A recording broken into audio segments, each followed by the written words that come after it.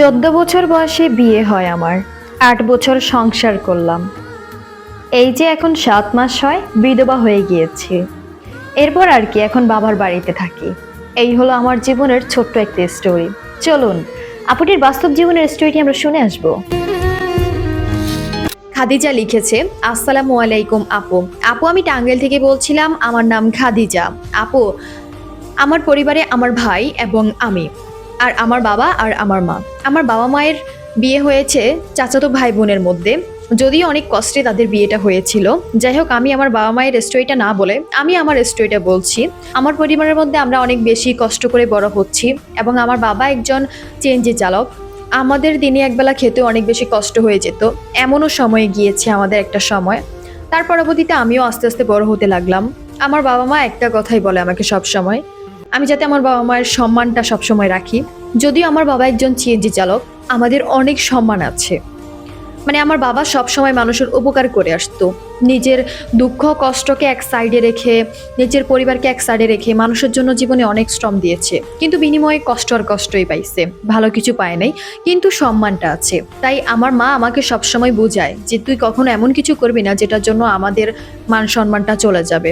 আমিও সবসময় বাবা মায়ের কথা চিন্তা ভাবনা করতাম, তার কারণ হচ্ছে আমরা গরিব ঘরের ফ্যামিলির মেয়ে, যদি আমরা কিছু একটা করে বেড়াই তার পরবর্তীতে পুরাটা লাইফ কষ্টদায়কভাবে যাবে। ঠিক এগুলো ভেবে আমি কখনো কোনোদিন খারাপ কাজ বা খারাপ কথা বা খারাপভাবে কখনো কোনোদিন চলে নাই। আমার যখন 14 বছর বয়স হয় তখন আমার বাবা আমাকে দেখে শুনে একটা ছেলের হাতে উঠাই দেয়, মানে আমার বিয়ে হয়ে যায় 14 বছর বয়সেই। আমার 14 বছর বয়সে বিয়ে হয়ে গিয়েছে। যদিও আমি দেখতে শুনতে সুন্দরী একটা মেয়ে ছিলাম, আমাকে যে কেউ দেখলেই পছন্দ করবে, আমার যেটা মনে হতো। যাই হোক, আমাকে যখন ছেলের পক্ষ দেখতে এসেছিল তখন আমাকে তারা পছন্দ করে নিয়ে গিয়েছে।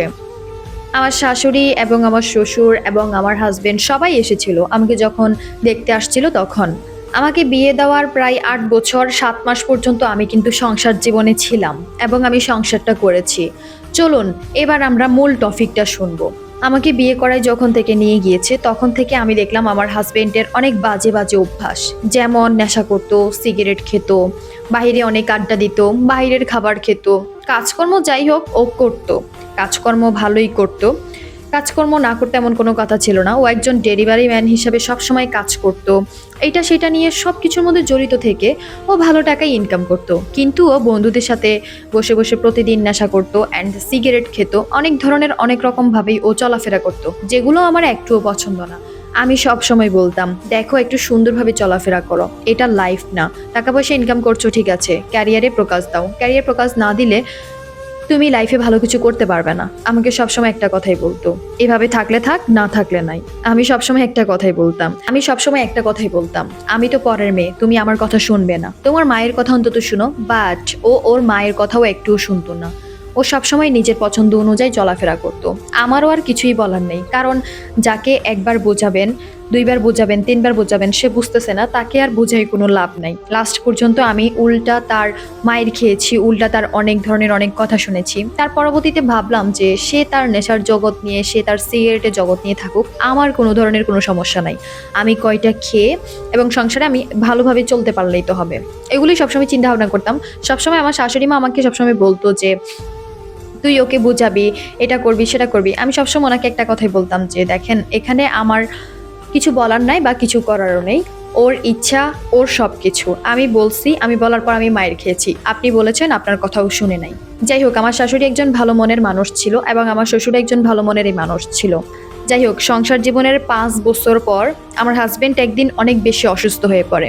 অসুস্থ হয়ে যাওয়ার পর আমার অনেক বেশি খারাপ লাগতেছে যে আমার মানুষটার কি হলো।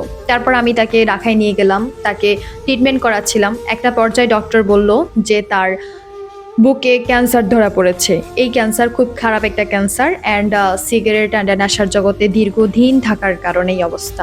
তারপর আমি আমার শাশুড়ি মাকে একটা কথা জিজ্ঞেস করলাম যে আচ্ছা, আপনার ছেলে আমাকে বিয়ে করার আগেও কি এগুলো খেত?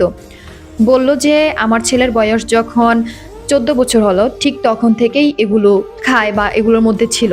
এখন তার বয়স প্রায় 30 বছর হলো, তার অবস্থা খুবই বাজে হয়ে গিয়েছে। মা দেখো, এখানে আমাদের কোনো দোষ নাই, অনেক শাসন অনেক কিছুই করেছি। আমাদেরকে টাকা পয়সা ইনকাম করে এনে দিত, আমরা খেতাম, তার পছন্দ অনুযায়ী সে খরচ করতো, আমাদের তো এখানে কিছুই বলার ছিল না। আর তাছাড়া ছেলে মেয়ে বড় হয়ে গেলে তো জানোই ভালোভাবে যে তাদেরকে শাসন করার পরেও একটুও মানে না। তারপর আমি আর শাশুড়ি মাকে কিছুই বললাম না, আমার মনটা একেবারেই খারাপ। তবে আমার শাশুড়ি মা সবসময় আমাকে সাপোর্ট দিচ্ছিল, মানে আমার পরিবার আমার সাথে আছে, তারপর আমার শ্বশুরবাড়ির লোকজন সবাই আমার সাথে ছিল, সবাই আমাকে অনেক সাপোর্ট করছে। আমি সাপোর্ট পেয়ে একেবারেই সবকিছু ভুলে যাচ্ছিলাম এমন লাগতেছিল। দিন দিন তার অবস্থা খুব খারাপ হয়ে যাচ্ছিল। ক্যান্সার হলে তো মানুষ বেশি দিন বাঁচে না। যাই হোক, 5 বছর আমার 5 বছর সংসার জীবনে আমি অনেক কিছু জানতে পারলাম, অনেক কিছু শিখতে পারলাম, অনেক কষ্ট পেয়েছি এই সংসারের মধ্যে থেকে। আহামরি টাকা পয়সা নেই, আহামরি কিছু নেই, বাট যা ছিল তা আমার জন্য ভালোই ছিল। আমার চাহিদা খুবই কম ছিল, ঠিক এই কারণে আমি আমার শ্বশুরবাড়িতে খুব ভালোভাবে থাকতে পেরেছি। ডক্টর একটা কথাই বলেছে, আমি অনেকগুলো ওষুধ দিয়েছি, দেন যদি ঠিকভাবে চলাফেরা করে তাহলে বাঁচতেও পারে বেশ কয়েকদিন। প্রায় 3 বছর সে বাঁচছে। 3 বছরের মধ্যে সে আসলে কম করে নাই আমার অনদেহে, মায়ের অনদেহে, আমার অনদেহে অনেক কিছুই করে বেড়াইছে। যার একবার নেশা হয়ে যায়, সে নেশার জগৎ থেকে উঠতে আপু অনেক বেশি কষ্ট হয়। ঠিক 3 বছর বাঁচার পর, মানে আমাদের সংসার জীবনের 8 বছর হয়ে গিয়েছে। 8 বছরের সময় একদিন ওর অবস্থা খুব সিরিয়াস, খুব খারাপ একটা অবস্থা। তারপর ওকে আমি হসপিটালে নিয়ে গেলাম। ডক্টর বলল যে মনে হয় না 4-5 দিন বাঁচাতে পারবেন, যাই হোক আপনারা হসপিটালে ভর্তি করে রাখেন। দেন হসপিটালে তাকে ভর্তি করে রাখলাম। প্রায় 5 দিন হসপিটালে ছিল, 6 দিনের দিন সে এই দুনিয়াটা ত্যাগ করলো। যাই হোক, আমি অনেক বেশি কান্নাকাটি করছিলাম, বিধবা হয়ে গিয়েছি এত কম বয়সে, সংসার জীবনটা ভালোভাবে বেশি দিন কাটাইও নাই, এই কারণে অনেক বেশি খারাপ লাগতেছিল। তার পরবর্তীতে আর কি তাকে মাটি দেওয়া হলো, সব কিছুই কমপ্লিট করা হলো। প্রায় তার সংসারে সে মরার পরও আমি প্রায় 3 মাস থেকেছি। 3 মাস থাকার পর আমার আর মন মানছে না। তার পরবর্তীতেও আমি মন মানছে না বিদায় আমি আরো 2 মাস থাকছি। 2 মাস থাকার পর আমি চিন্তা ভাবনা করলাম, আমার ছেলে মেয়ে নাই, দেন আমার হাজবেন্ড মারা গেল, দেন এখানে থেকে তো আমার কোনো লাভ নেই, কোনো ধরনের কোনো লাভ নেই। তার পরবর্তীতে আমি আমার শাশুড়ি মায়ের থেকে সবার থেকে বিদায় নিয়ে আসছি, তবে তারা আমার জন্য অনেক অনেক কান্নাকাটি করছিল। আমি সেখানে থেকে আর কি করব, আমার তো যৌবনের বয়সটা পুরাটাই রয়ে গেল। এখানে থেকে কি আমি আমার নিজেকে করে করে শেষ করব? আমার তো কোনো লাভ হবে না। একটা পর্যায়ে শ্বশুর মারা গেল, আমার শাশুড়ি অনেকটাই একা হয়ে গেল। শাশুড়ি মায়ের একটা মেয়েকে বিয়ে দিয়ে দিল, অ্যান্ড একটা ছেলেটাও মারা গেল। দেন শাশুড়ি মা একদম একা হয়ে গিয়েছে।